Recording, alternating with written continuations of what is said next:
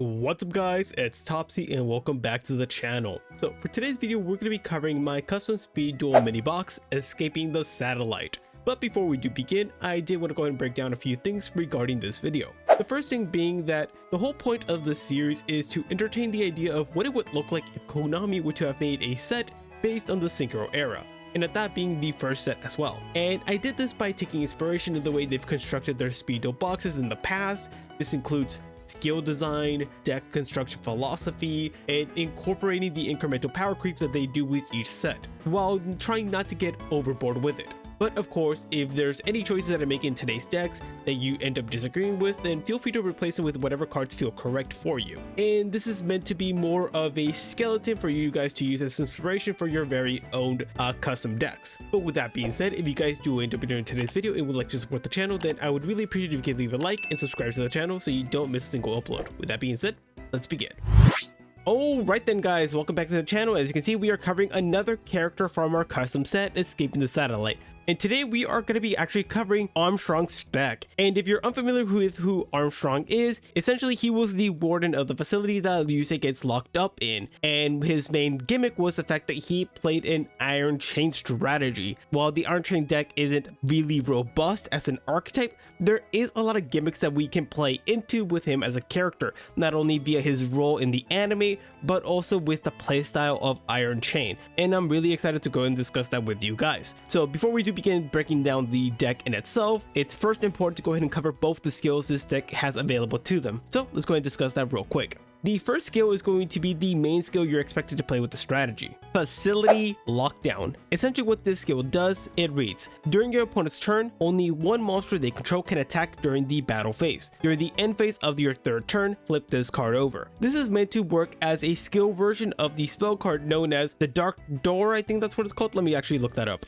Yes, that's exactly what it's supposed to be. And essentially what this skill is trying to do is it's trying to go ahead and allow you as the player, as the Iron Chain player, set up your plays with the Iron Chain strategy that tries to lock down your opponent into a really grindy match. Not only that, but I like the way this skill is designed because it's on a timer. So if you go first, your first turn is kind of wasted. And if you go second, you don't really get to utilize it either because your opponent doesn't get a battle phase at all. So I feel like this way the skill is not absolutely broken, but still gets the job done. But give me your thoughts. Should help a lot with the strategy to be able to get the job done and try to lock down the duel. The second skill we have for Armstrong, however, is called Tyrant of the Facility. And this skill reads, once per turn during the end phase, activate one of the effects. Effect number 1, inflict 200 damage to your opponent for each face-up Iron Chain monster you control. Effect number 2, if you control 3 face-up Iron Chain monsters, send the top 2 cards of your opponent's deck to the graveyard. As you can see, this skill is meant to be a lot more focused in on what the Iron Chain strategy is trying to accomplish. The Iron Chain strategy goes ahead and alternates between being a burn deck and at the same time being a mill strategy. Essentially, the whole point of this deck is the fact that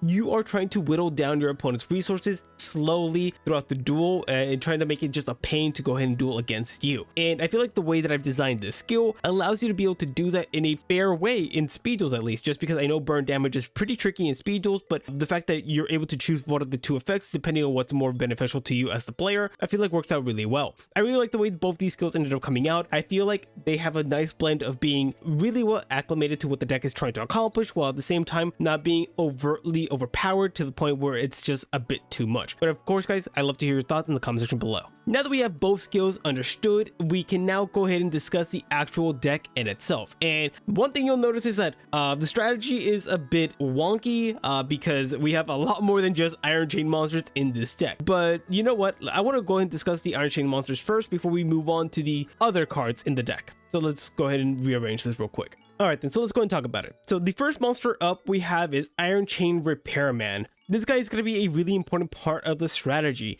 Not only does this card give you the ability to go and burn your opponent for 300 points of damage once it destroys an opponent's monster at battle, but additionally it does have the effect where it can special summon an Iron Chain monster from the graveyard. And that's pretty important just for the very fact that if for whatever reason you end up losing one of your most important monsters in the deck, that being the tuner, this guy is able to recover it. The one issue with this card is that Repairman, well, it's a pretty unfortunate level with it being 4, and because you'll know what I mean once you take a look at the tuner. Which, speaking of, Iron Chain Coil. This is the main tuner of the deck. It's a level 3 machine tuner. The effect that you can select an Iron Chain monster you control and have it gain 300 attack and defense. And the reason I say that the Iron Chain Repairman is an unfortunate level is because with both of these together, you can make a level 7 monster, and unfortunately, your main synchro card is a level 6, so you can't synchro summon using these two cards together, which is very unfortunate, but you know what? It is what it is. Just the fact that the Iron Chain Repairman is able to burn your opponent for damage, and additionally it's able to recover an Iron Chain monster from the graveyard, it has more than enough utility to be a very important part of the strategy. And on the same token,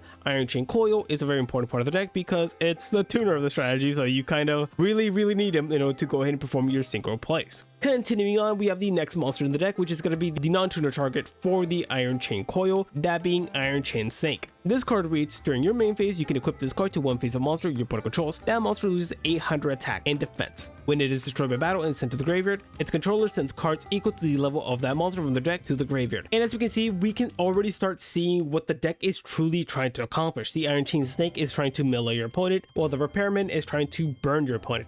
The last Iron Chain monster we have in the deck is going to be Iron Chain Blaster. This card reads, once per turn you can send an Iron Chain monster you control to the graveyard to inflict 800 damage to your opponent. And again, we can definitely see the whole gimmick of this deck already. This is another burn card, forcing you to give up one of your Iron Chain monsters to go ahead and burn your opponent for a 800 damage boost, which is a pretty decent amount, especially when you build it up with the skill as well. And when paired up with the Repairman, can be a pretty decent loop if you're able to survive multiple turns. So I kind of like the synergy all these cards have together. One thing you will notice is the fact that the Iron Chain Coil and the Iron Chain Snake are both 2-ofs in this deck for a few reasons. First, the Iron Chain Snake was a canonical 2-of in Armstrong strategy, but additionally the Iron Chain Coil, with it being such an important part of the strategy and with the archetype being so slender as it is already, it felt pretty important to get access to this card in the deck. Not only that, but we have a very important trap card in the strategy that makes good use of both these cards because of their stat lines, but more on that in a second.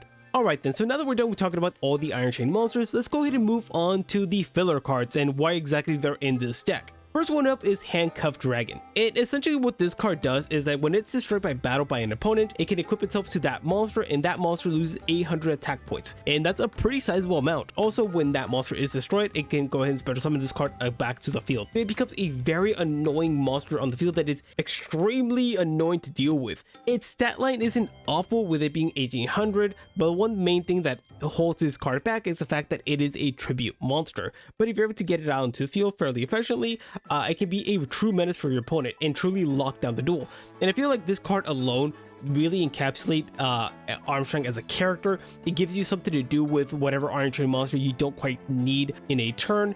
And additionally, this is a card that was available to Trudge as a character, but because he's part of Sector Security, and so is Armstrong being the warden of the facility, this feels like a card that would be standard for any officer in the 5Ds universe. And I feel like it works really well in this deck as well, just for the very fact that the strategy alone is already very control heavy, and Handcuffs Dragon fits that role really well. After the Handcuffs Dragon, we have Giant Rat. Giant Rat is pretty self-explanatory, I do believe, just for the very fact because it is a floater that allows you to go into either the Iron Chain Coil or the Iron Chain Snake if you really need him to. The last two monsters of the deck are kind of just like a paired package, those being the Shield Worm and the Worm Worm. So Shield Worm, what this card does is that on summon, it is changed to defense mode, so it gives you a very defensive card on the deck, but additionally, it allows you to go ahead and mill your opponent down for each insect monster you control. While it's the only card of the field, it's going to be milling them for one card, but if you control the Worm Worm, you can mill them for two, which, speaking of, when this card is destroyed and sent to the graveyard, your opponent mills 3 cards. And as you can see, we ended up easing in a lot more on the mill part of the deck as opposed to the burn strategy, just because I feel like mill is a bit more interactive and it forces your opponent to interact with this strategy. The Worm Worm is a pretty annoying card to deal with, but because it can only be triggered off battle destruction, it is a bit easier to play around. I feel like as a whole, this monster lineup kind of just fits Armstrong as a character, but give me your thoughts. Alright, now that we're done with the monsters, let's move on to the spell and trap card lineup. Starting off with Nightmare Steelcage. This is the main reason we have this here is because it is a card that fits Armstrong as the character really well, putting his opponent in a steel cage or like a cell. But not only that, but the fact that you're able to restrict your opponent from attacking for a whole 2 turns feels really good in this deck. Next card up is Nobleman of Crossout. This is just a good generic form of removal, but not only that, but we know that he ended up actually using this in the anime as well, so it was an immediate add-in. After that, we have Reload, another card that we know that he ended up using in the anime. It also gives you a chance to go ahead and fix a hand that is maybe not quite what you wanted it to be, so we have this in the deck. Next up, we have Deck Lockdown. Primarily the reason we have this card here is because it just fits Armstrong really well as a character.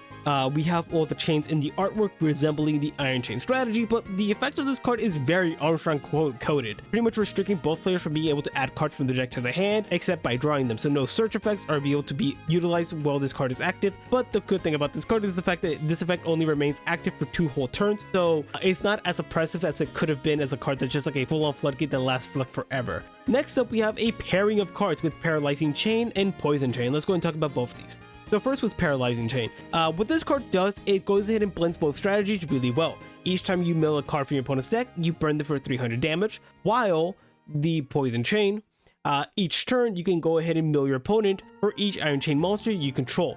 And then once you pair these up together, you can go ahead and start doing a lot of burn damage to your opponent. So I feel like as a whole, these 2 cards work really well together. These are cards that Armstrong used in the anime as well, so they had to be included in this deck.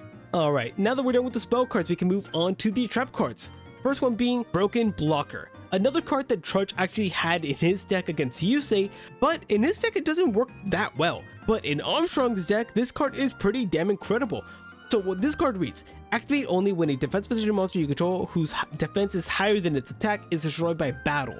Special limit up to 2 monsters with the same name as that monster from your deck in face-up defense position. So what's the point of this card? Well, the Iron Chain Coil and the Iron Chain Snake are 2 monsters that have defense higher than their original attack, and they're the only cards in this deck that are 2-ofs, which are really important. After that, we have Chain Destruction, another card to fit in with the whole gimmick of Armstrong. This card reads, when a monster with 2000 or less attack is summoned, target one of them, destroy all cards with the same name in its controller's hand and main deck. Primarily, it's not going to be that good in a sealed environment where you have, for the most part, like 1-ofs in the deck, but it's more of like a card for the broader format to go ahead and hinder consistency in certain strategies. I really like this card because it doesn't deal with the initial monster, it just deals with all the other ones in the main deck. Continuing on, we have Chain Dispel. So this card reads, when a spell/trap card is activated, destroy all cards in the controller's deck with the same name as that activated card. This is the pseudo backward removal of the strategy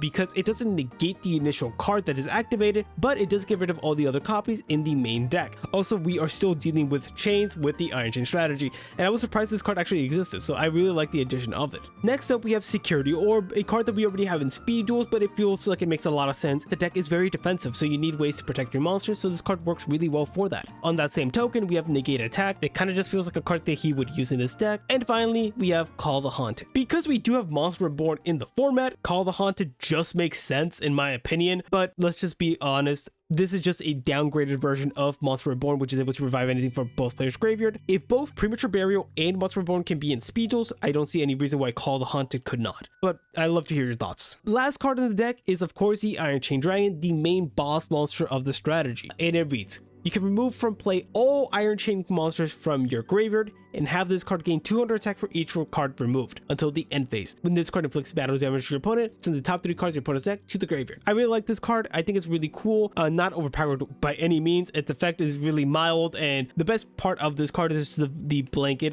mill effect whenever it goes ahead and inflicts damage to your opponent. As a whole, I was a pretty big fan of what I ended up doing with Armstrong as a character. I like the way the deck ended up coming out. I think it feels very Armstrong coded, and I really enjoyed making this strategy. One thing you you will notice is some additional cards back here. These are some other options in case you, for whatever reason, you didn't like any some of the cards that I ended up adding in here. We have some other options. Gate Blocker, again, it's another card that both Trudge and Armstrong were able to use in the, well, not Armstrong specifically, but Trudge used it. I didn't quite like this card just for the very fact that it is a it has like a blanket protection effect for cards. I'm like, it's a bit much in my opinion.